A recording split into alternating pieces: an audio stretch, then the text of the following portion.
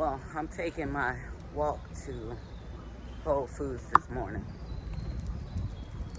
This story is inspired by a conversation I had with someone over the last week and a few posts I saw online, so I'm combining all of that information.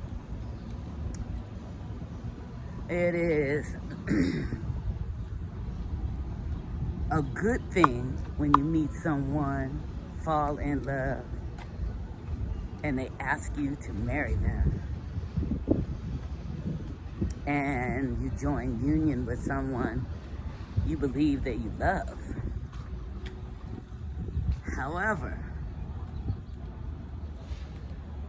there's I don't know, I'll call it the honeymoon stage, when you're feeling elated that you have someone in your life and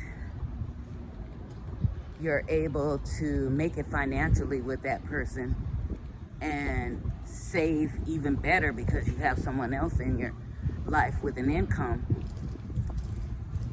But you gotta think ahead. You gotta think, what if? What if something goes wrong and the relationship comes to an end? And you've joined your finances with this person. Perhaps you had your own home. I would say never, as a woman, because you don't know what the future holds for the relationship. You only know what you would like for it to hold. But if you have a piece of property, keep it. I don't think it's a good idea to sell it to go and buy a house that someone else picked that's so high of a price point that it takes both of you to make it happen, to purchase it. If you have your own property to fall back on if something was to go wrong in that relationship,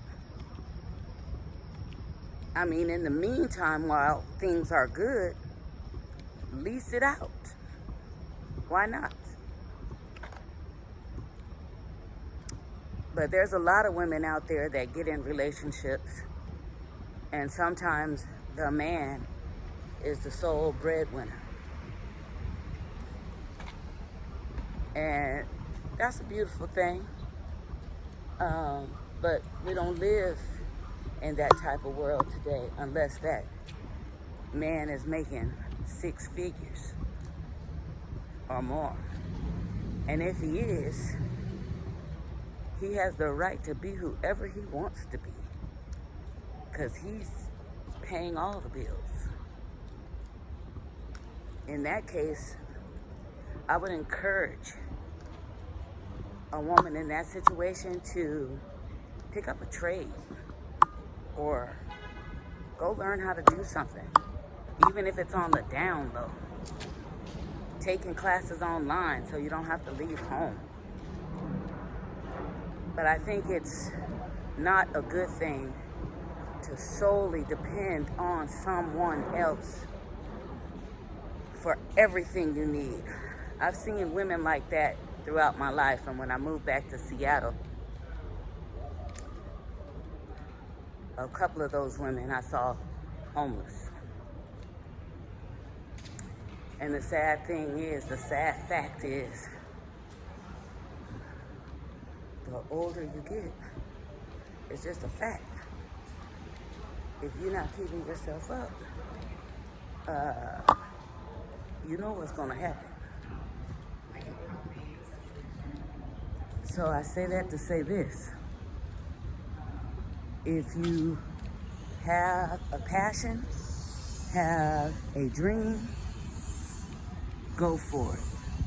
Even if you're in a relationship with somebody who pays all the bills, who takes care of everything, still go for it, because you never know, no matter how beautiful you are or how well you kept yourself up, that this person may decide at some point to try something different.